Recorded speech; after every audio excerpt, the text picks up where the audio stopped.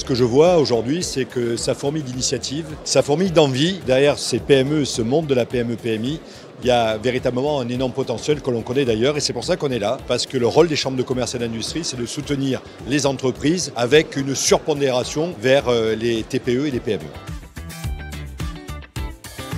Parce que la PME, elle représente 50% de l'emploi français. Si on regarde la dynamique de création d'emplois entre 2010 et 2020, c'est les PME qui ont le plus créé d'emplois et ça représente aussi tout de même 25% de la valeur ajoutée du pays.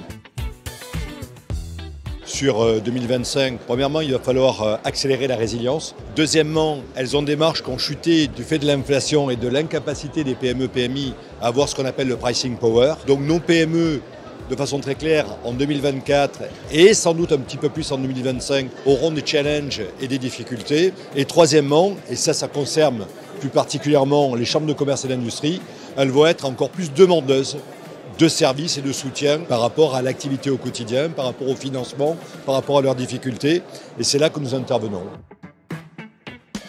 Oui, c'est important pour une PME française d'aller à l'international et il y a 4 grandes raisons pour ça. La première, c'est que la France, c'est 3% du PIB mondial. Ça veut dire qu'il y a 33 fois plus de business à faire à l'extérieur de nos frontières qu'à l'intérieur de nos frontières. Deuxièmement, la dynamique de croissance, c'est-à-dire les taux de croissance. En France, sur 2025, on anticipe 1% de croissance. Quand on regarde ce qui se passe au niveau mondial, c'est au-delà de 3%. Ensuite, lorsqu'on travaille dans un contexte de donneur d'ordre de sous-traitants, une entreprise ne peut pas dire « je sers un donneur d'ordre en France, je ne le sers pas à l'étranger ». Pour une PME, la condition sine qua non de garder son business avec une grande entreprise, c'est aussi de l'accompagner à l'international. Et puis, il y a un quatrième élément, c'est que c'est une façon de dérisquer le business. Quand on regarde ce qui se passe en France, clairement, on peut dire qu'aujourd'hui, en termes de business, on est aussi un pays un peu risqué. Et la façon de dérisquer son business, c'est de l'amortir sur plusieurs pays et donc d'aller à l'international. Donc tout ça fait qu'il faut absolument que nos PME maturent. C'est véritablement là qu'on fait un gros effort,